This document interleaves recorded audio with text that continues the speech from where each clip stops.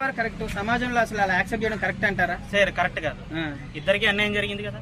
ఇద్దరిని అరెస్ట్ చేయించి దగ్గరుండి మీరు జైల్లో పెట్టిస్తే చాలా వరకు మీరు పుణ్యాత్మకాలుగా ఒక పతివ్రతగా మిగిలిపోయి. పెళ్ళైనాక ఒక అమ్మాయి మీద మళ్ళీ చేయి చేశాడు. అమ్మాయి మీద చేయి చేస్తే ఏం చేయాలి? మరి మంచోడు అని చెప్పినప్పుడు ఎలా చేశాడండి చెయ్యి?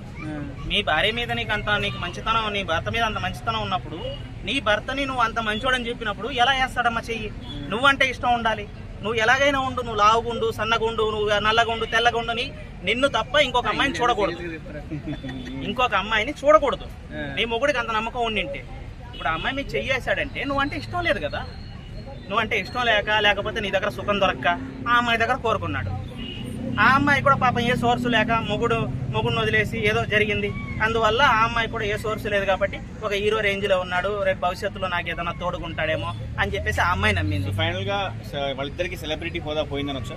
సెలబ్రిటీ హోదా అంటే పరువు పోయిందండి. హోదా కాదు కానీ ఆ హోదా మళ్ళీ వాళ్ళు వచ్చి సాంగ్స్ చేసుకోవచ్చు, మళ్ళీ వస్తుంది. అమ్మాయి చాలా మంచి డాన్స్ చేస్తుంది, మంచి ఎక్స్ప్రెషన్స్ ఇస్తుంది, చాలా ఫేమస్ అవుతుంది. ఇలాంటి టైంలో చేసుకోవడం అనేది చాలా బాధ. నేను అదే చెప్తున్నాను కదా. ఇప్పుడు ఆ అమ్మాయికి నేను చూసాను, ఇన్స్టాగ్రామ్ లో కూడా చూస్తే 9 లక్షల మంది వరకు ఫాలోవర్స్ ఉన్నారు. యూట్యూబ్ లో చాలా మంది ఉన్నారు. నేనేమంటున్నానంటే ఇలాంటివన్నీ ఈ గిమాపనలు వద్దు సార్.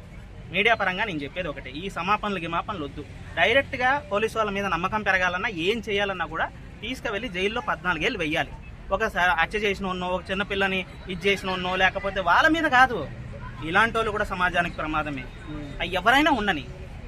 ఆ డైలాగ్ చెప్పండి, బాహుబలిలో అనుష్క మీద